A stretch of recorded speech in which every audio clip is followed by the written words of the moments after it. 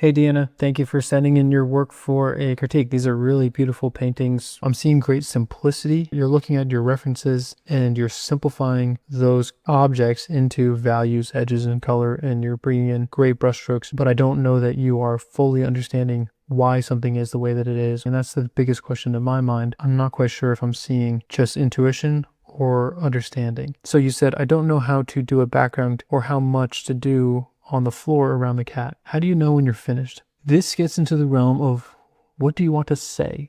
What do you want to communicate? What message do you want to say with your art? Where do you want me to look? What do you want me to observe? What is it about this cat that you want me to dwell on? And how do you tell me, the viewer, to pay attention to those areas? That's really what this question is about. What do you do with the background depends on what your goals are for this piece. It seems like this cat is up against this windowsill, and out there, outside, it's raining, it's stormy. But this cat is warm and cozy underneath the light. And so there's a relationship between the cat and that background. How do we tell that story well? I wonder if perhaps some more reflections would help just communicate that there is glass there, to just tell the story that the cat isn't exposed to these elements. That's one aspect where you can use the background to contribute to the story, to the message you want to tell. How does the background contrast or point to the emotions that you want us to feel? Going with this theme, cat is warm and cozy.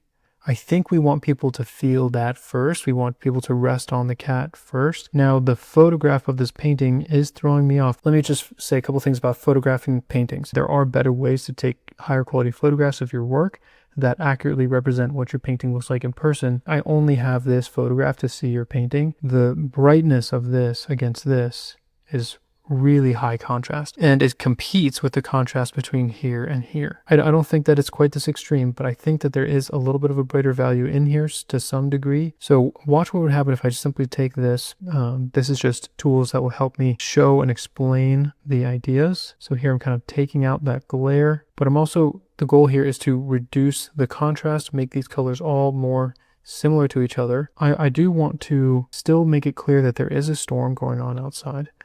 And I might even take this dark gray color that I've chosen and cover over some of the green grass as well. That would bring some darker and some more blue, more gray. It allows the most colorful areas to be in the cat, which draws more attention to the cat and less attention in the background. So just this subtle global change, you can see the little difference here. Again, whether it's the photograph or not, look at how our eyes are drawn to the cat so much more.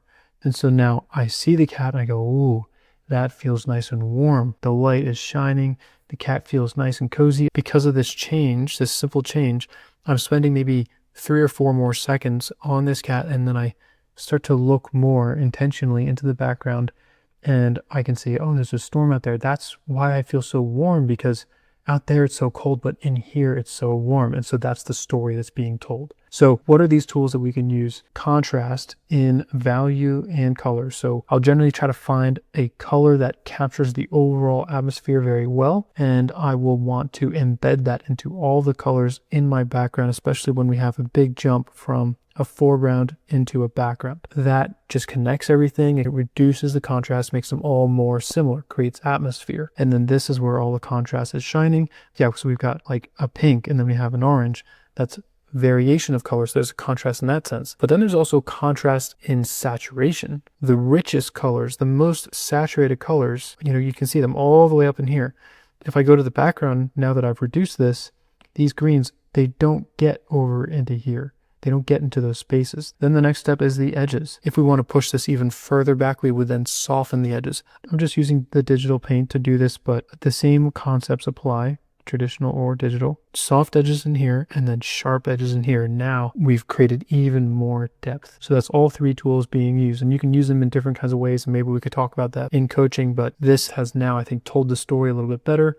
We really feel the warmth of the cat before we then move on into the storm. Without these changes, there is, some nice aspects about this. There's interesting brushstrokes that we could appreciate. We can appreciate the background longer.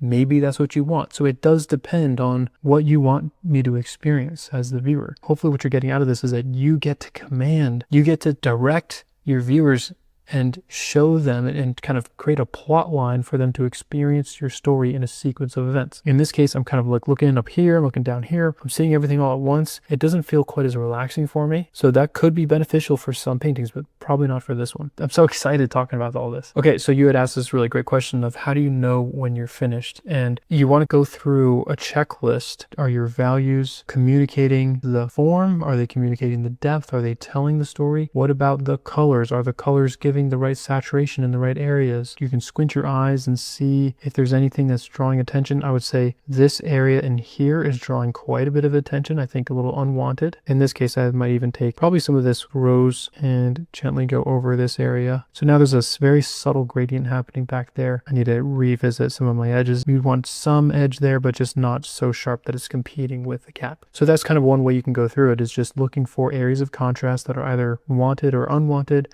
and asking if you can accentuate one area or de-accentuate another area to let another area shine. There's more questions that you could be asking, but those are just a few. It's very much like a decision tree. Let's say that you feel like something is off, and by asking questions like values, edges, that might help you realize that something is off. And then from there, you either know why, I know why, I don't know why. If you get to here, you don't know why something is off, then you should finish the painting, right? So this is where you accept that, yeah, something is off, but I've been looking and I just can't find the solution. So you know what? I'm going to accept my humanity. I'm going to accept my limitations. I'm going to rejoice over the successes that I've had in this painting, and I'm going to stop here, even though I know that there's something that I just couldn't quite achieve, but I just don't know what it is. And that's okay. Accept that and finish with confidence. Now, if you do know why, then the next thing would be, I have a solution. And this one would be no solution. So if you don't have a solution, then you should stop, right? If you know why and you just don't know how you would turn that around, put the brush down, take your victory, and stop the painting. But if you have a solution, or if you have an idea of, I think this could work, I want to risk it, I want to try this solution out, then you could proceed forward, which would then take you to success or not, right? So if it's not a success, you could go back to here and try to figure out why. And if you do that, and you kind of come back to no solution again, maybe you stop. Or if you hit the success, search your painting for other things and build off of that success of, I just fixed something that I noticed. Is there anything else that I could fix? Can I just push this one extra margin a little bit better? And so you can kind of continue to cycle yourself through this decision-making tree. And again, you can go through a bunch of those kinds of questions that maybe we could talk about more through coaching, and that could help you see your painting objectively again and be able to finish with confidence. We often, as artists, we envision something greater than what we can accomplish, because we have a vision, we have a dream, right? I find in my experience, I always come short of that dream that I envision.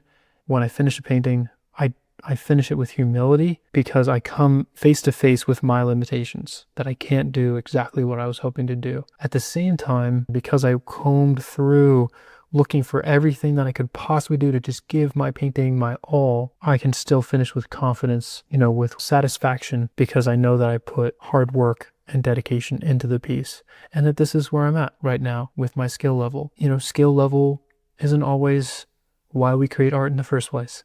And so I'll kind of step back and remind myself of what the purpose of art is, point people to beauty, to truth, to the light. And yes, it'll be flawed, but the effort itself is a good thing. And so share your art with the world, Anyways, I'm going off on a tangent, but I hope this was helpful for you and really gives you some clear thoughts on how you can direct your art in the direction that you want your viewers to experience your work. So we'll stay in touch. Take care.